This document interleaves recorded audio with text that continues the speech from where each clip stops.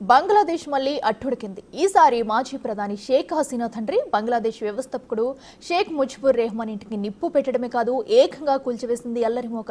నిజానికి ఈ ఇల్లు బంగ్లాదేశ్ స్వాతంత్ర పోరాటానికి చిహ్నం. అందుకే ఈ ఇంటిని మ్యూజియంగా మార్చారు. కానీ దానిని కూడా ఉపేక్షించలేదు బంగ్లాదేశ్లోని అల్లరిమోక.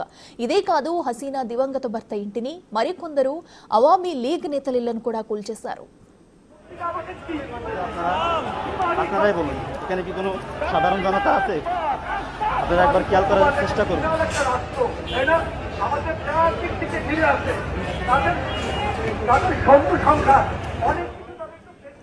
బంగ్లాదేశ్లోని తాత్కాలిక ప్రభుత్వానికి వ్యతిరేకంగా నిరసన తెలపాలని షేక్ హసీనా పిలుపునిచ్చారు. ఓవైపు ఆమె ప్రసంగం కొనసాగుతుండగానే ఈ దాడులు మొదలయ్యాయి.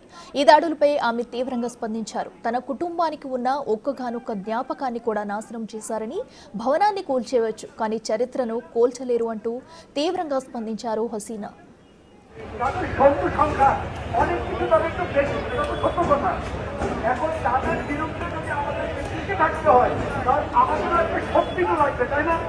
শক্তিকে গুলির সাথে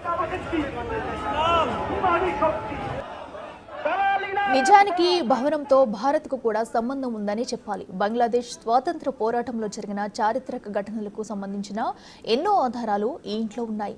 అందుకే ఈ ఘటనపై భారత ప్రభుత్వం కూడా స్పందించింది. ఇది చాలా విచారకరమైన ఘటన అని తెలిపింది. బంగ్లాదేశ్ స్వాతంత్ర పోరాటం, బంగ్లాదేశ్ అస్తిత్వానికి ఈ భవనం ఓ ప్రతీక అని తెలిపింది. భారత విదేశాంగ శాఖ అంతేకాదు, ఇండియన్ ఆర్మీ విరోచిత పోరాటానికి, ధైర్య సాహసాలకు కూడా ఈ భవనం చిహ్నమని చెప్పింది.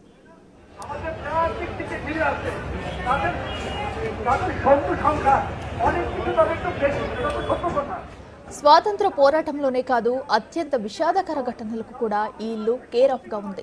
1975లో ఇదే ఇంట్లో ముజిబుర్తో పాటు అతని 17 మంది కుటుంబ సభ్యులను అత్యంత దారుణంగా హత్య చేశారు బంగ్లాదేశ్ ఆర్మీకి చెందిన కొందరు సైనికులు. ఈ దారుణ ఘటన జరిగినప్పుడు హసీనా, ఆమె సోదరి యూరోప్లో ఉండటంతో బతికిపోయారు. అప్పుడు కూడా హసీనాతో పాటు ఆమె కుటుంబానికి భారత్ ఆశ్రయం కల్పించింది. ఏదేమైనా కొందరి దుందుడుకు చర్యల వల్ల బంగ్లాదేశ్ స్వాతంత్ర పోరాటానికి సంబంధించిన అనేక గుర్తులను కావాలని తుడిచిపెట్టేస్తుంది బంగ్లాదేశ్లోని అల్లరిమొక. దీని వెనుక పాక్ కుట్ర ఉన్నట్టు ఇప్పటికే అనేక అనుమానాలున్నాయి.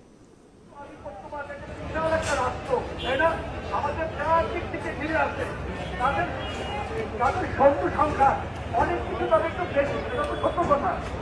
এখন